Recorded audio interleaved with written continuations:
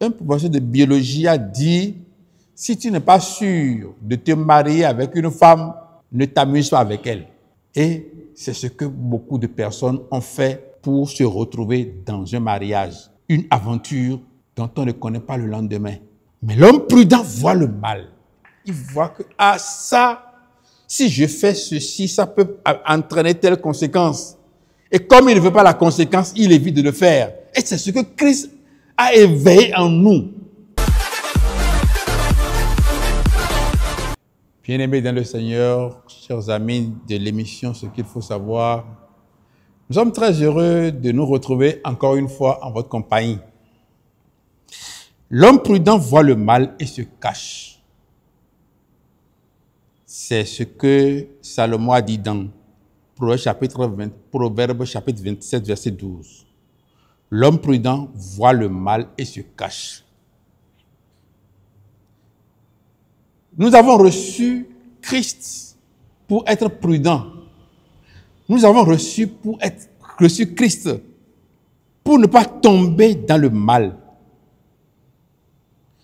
Et l'homme prudent, l'homme qui a reçu l'Esprit de Dieu, doit voir le mal de très loin et l'éviter. Il est venu pour affermir la loi, c'est ce qu'il a dit lui-même, pour l'accomplir. Il n'est pas venu pour l'effacer.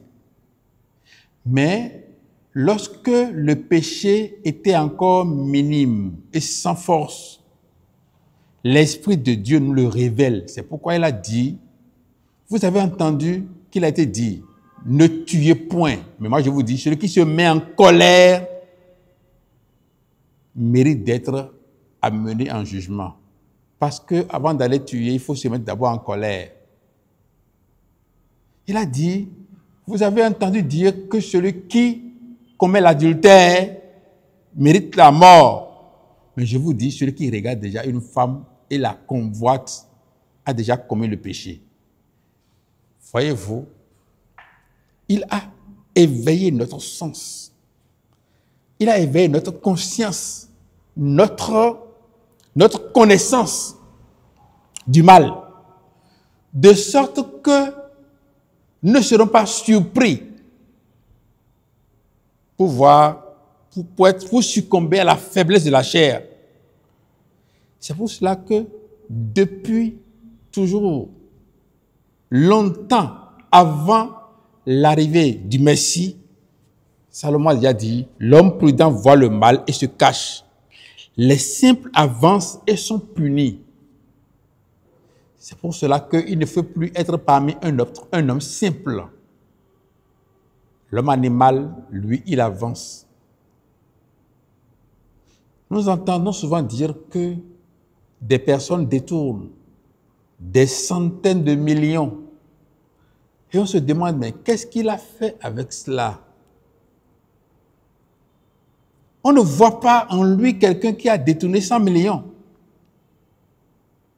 C'est vrai, il a une maison, il a une voiture. Et puis quoi? 100 millions, hein, on a dit. Oui, c'est parce que il n'a pas détourné un jour, il n'a pas pris un jour 100 millions de la caisse de l'État ou bien de son patron. Il a pris 10 000, il a pris 100 000, il a pris 500 000, il a pris 5 000, il a pris 10 000.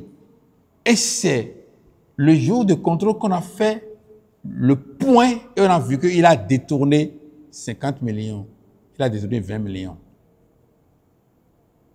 C'est parce qu'il est un homme simple. Il ne se rend pas compte que lorsque je suis en train de prendre 100 000 pour faire du plaisir à mes amis, j'ai acheté à boire, ils ont bu et on a crié son nom, il ne sait pas que c'est un trou qu'il a créé là. Il a dit, bon, à la fin du mois, je vais rembourser. À la fin du mois, il rembourse 20 000 et il reste 80 000. C'est comme ça qu'il est devenu voleur de 20 millions.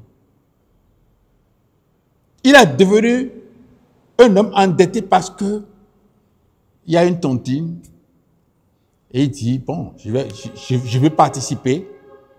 Et celui qui n'est pas capable de réunir à la fin du mois 50 000, dit, je vais donner une tontine de 100 000 et on va me ramasser ça vite. Et il s'engage, il donne un peu, il ramasse, et puis c'est ce qu'il a ramassé qu'il utilise maintenant pour commencer par donner la suite. Finalement, à un moment donné, avec les dépenses qu'il fait, il s'est retrouvé endetté. Il voit plus grand que ses revenus. C'est comme ça que l'homme simple se dit, mon épouse ne me donne pas satisfaction. Et il veut trouver satisfaction ailleurs. Et une femme tombe en état de grossesse pour lui. Et c'est comme ça qu'il a attrapé une deuxième épouse. Des gens se disent, je ne vais pas épouser, mais je vais m'amuser une fois avec cette femme-là. Et cette femme devient maintenant, on veut s'amuser une fois, mais elle s'accroche et puis on devient marié à cette femme-là. Sans se préparer, sans mûrir, sans se dire, bon, je veux me marier à telle personne, j'irai vers la famille. Bon, cette famille-là, elle est d'où? Elle est de telle région. Bon, je sais pas. Sa famille est comment? Ils sont difficiles, ils sont comment? Il n'a rien calculé. Il s'est retrouvé dans le mariage parce que la femme est tombée en état de grossesse pour lui. Il est un homme simple. L'homme simple avance. Il ne voit pas.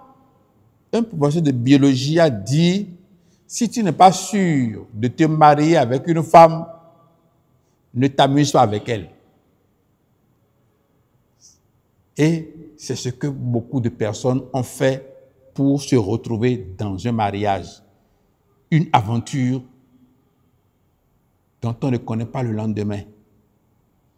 Mais l'homme prudent voit le mal. Il voit que, ça, si je fais ceci, ça peut entraîner telle conséquence. Et comme il ne veut pas la conséquence, il évite de le faire. Et c'est ce que Christ a éveillé en nous. Il nous a réveillés. Il a réveillé notre attention. Et c'est pour cela qu'il a dit, vous serez mes témoins en Judée, à Jérusalem, en Samarie, et jusqu'aux extrémités de la terre. Je suis en train de citer Actes chapitre 1, verset 8. Bien-aimé dans le Seigneur, l'homme prudent voit le mal. L'homme prudent, c'est celui qui constate que ça, Dieu a refusé. C'est celui qui constate que ceci peut amener des conséquences, de mauvaises conséquences dans ma vie. C'est comme ça que beaucoup de femmes se retrouvent dans un mariage. C'est après le mariage qu'on apprend à connaître l'homme avec qui on est en train de vivre. C'est en ce moment-là que tu vas constater que c'est un avare. C'est en ce moment que tu vas constater que c'est un brutal. C'est après le mariage que tu vas constater que c'est un alcoolique. C'est après le mariage que tu vas connaître qui il est. Parce que tu es un homme simple, une femme simple. Tu n'es pas une femme prudente. Bien-aimé dans le Seigneur, l'homme prudent, c'est celui qui a reçu le Christ. Il voit le mal et se cache. Mais celui qui n'a pas reçu le Christ, c'est un homme simple. Il est un homme animal et il vit sous la pulsion de la chair. Il vit suivant tout ce qui lui passe par la tête. Nous avons voulu donc partager avec vous ce message afin que vous soyez tous prudents et que le mal ne vous surprenne. Que le Seigneur vous bénisse. Amen.